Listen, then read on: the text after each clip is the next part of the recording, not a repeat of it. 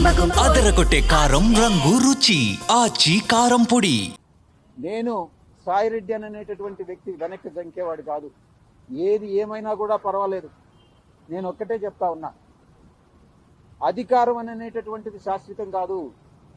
అప్పట్లో జగన్మోహన్ రెడ్డి గారు కూడా 2019లో అధికారంలోకి వచ్చినప్పుడు నేను 20-25 సంవత్సరాలు అధికారంలో ఉంటానని అనుకున్నారు. ఇప్పుడు చంద్రబాబు నాయుడు, లోకేష్ బాబు కూడా ఈరోజు మేము అధికారంలో 20 సంవత్సరాలు ఉంటాం అనుకుంటా ఉన్నారు. కానీ అధికారం అనేటటువంటిది ఎవరిని అట్టు పెట్టుకొని ఉండదు. ప్రజాభిమానం చూరగొన్నటువంటి వాళ్లే అధికారంలో ఉంటారు. నేను ఇంకా కూడా చెప్తా ఉన్నాను, ఈ కోటరీ ఇలాగే కొనసాగితే జగన్మోహన్ రెడ్డి గారు అధికారంలోకి వచ్చే ప్రసక్తి లేదు. ఈ యొక్క కూటమి అలాగే కొనసాగితే జగన్మోహన్ రెడ్డి అధికారంలోకి వచ్చేటటువంటి ప్రసక్తి లేదు. ఒక రాజకీయమైనటువంటి ఒక స్ట్రాటజీ ఉండాలి.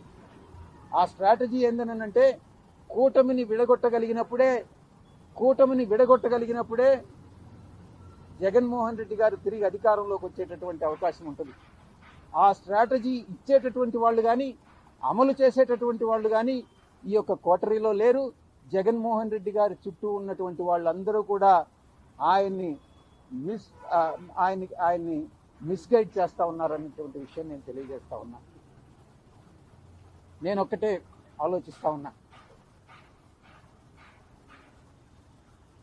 మీరు కూడా కోటరీలో భాగస్వాములే కదా అని మీడియా మిత్రులు కూడా చాలాసార్లు ప్రశ్నించారు. నేను ఒకటే చెప్తా ఉన్నా, సంవత్సర రోజులుగా మీరు నమ్మినా నమ్మకున్నా, మీరు సెటైర్లు వేసినా నేను వ్యవసాయం చేసుకుంటానే ఉన్నాను. అప్పుడప్పుడు నేను గమ్ముగా ఉండలేను కాబట్టి నాకున్నటువంటి స్వల్పమైనటువంటి రాజకీయ పరిజ్ఞానంతో ఏదో ట్వీట్స్ పెట్టడం, ఏదో టెక్నికల్గాను అకాడమిక్గాను ట్వీట్స్ పెట్టడం చేస్తూ ఉన్నాను. అంతేగాని నేను జగన్మోహన్ రెడ్డి గారిని విమర్శించడమో లేకుండా ఉంటే ఇంకొక రాజకీయ పార్టీని విమర్శించడమో నేను చేయలే. అయినప్పటికీ కూడా జగన్మోహన్ రెడ్డి గారే నన్ను విమర్శించారు. ఆయన నేను ప్రలోభాలకు లొంగానన్నారు. నేను అడుగుతా ఉన్నా, అదే ప్రలోభాలకు లొంగుంటే నేను ఈరోజు లక్షల కోట్లు ఆర్జించుండేవాడిని.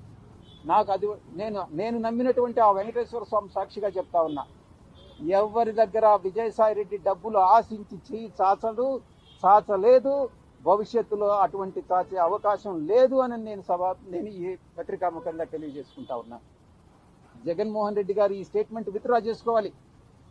చంద్రబాబు నాయుడు గారు చేస్తున్నటువంటి ఈ హరాస్మెంట్ ఏదైతే ఉందో అది నిలపాలి. ఇవి రెండు జరగాలంటే తిరిగి రాజకీయ రంగ ప్రవేశం చేయాలి. అది ఏ విధంగా అన్నటువంటిది నేను మీకు తెలియజేసుకుంటా. ఇక కోటరీ విషయానికి వస్తే, నేను వ్యవసాయదారుని. ఈరోజు వ్యవసాయం చేసేటప్పుడు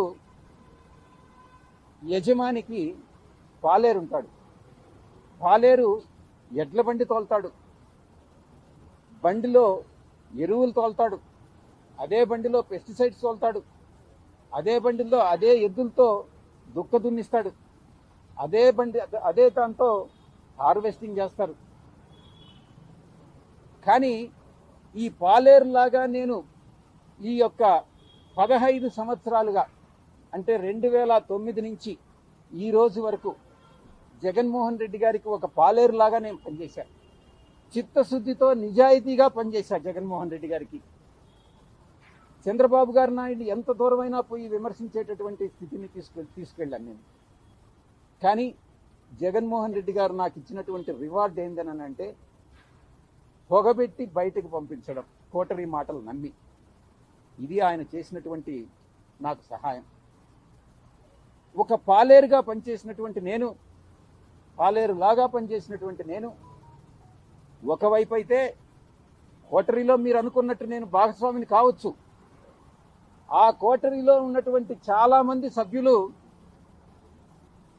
పందికొక్కుల్లాగా, ఏదైతే జగన్మోహన్ రెడ్డి గారు కష్టపడి పండించి ఆయనకు పాలేరులాగా పనిచేసి నేను పండించి ఆయన కోసం నేను శ్రమపడ్డానో దాన్ని పందికొక్కుల్లాగా తిన్నటువంటిదే ఈ కోటరీలో ఉన్నటువంటి కొంతమంది సభ్యులు. ఈ రోజు కూడా వాళ్ళు తింటూనే ఉన్నారు. జగన్మోహన్ రెడ్డి గారు చూస్తూనే ఉన్నారు. ఈ కోటరీని నమ్ముకున్నంత కాలం జగన్మోహన్ రెడ్డి గారు అధికారంలోకి వచ్చేటటువంటి ప్రసక్తి లేదు. ఎన్ని పాదయాత్రలు చేసినా కూడా అవకాశం లేదు. ఆయనకి ఒక రాజకీయ ప్రణాళికాబద్ధంగా ముందుకెళ్తేనే ఆయన తిరిగి అధికారంలోకి వచ్చేటటువంటి అవకాశం ఉంటుంది. మిగతా చాలా మంది అడుగుతా ఉన్నారు, చాలా మంది అడిగారు ఏ రాజకీయ పార్టీలో మీరు చేరతారోనని. బీజేపీలో చేరతారా, జనసేనలో చేరతారా, టీడీపీలో చేరతారా, వైఎస్ఆర్ కాంగ్రెస్ పార్టీకి తిరిగి వెళ్తారా అన్నటువంటిది. నేను ఒకటే చెప్తా ఉన్నా, ఏ పార్టీలో చేరేటటువంటి అవకాశం లేదు. నా రాజకీయ భవిష్యత్తు ఏందనేటటువంటిది నేనే చెప్తాను అని నేను మీ అందరికీ కూడా సవినయంగా నేను మనవి చేసుకుంటా ఉన్నా.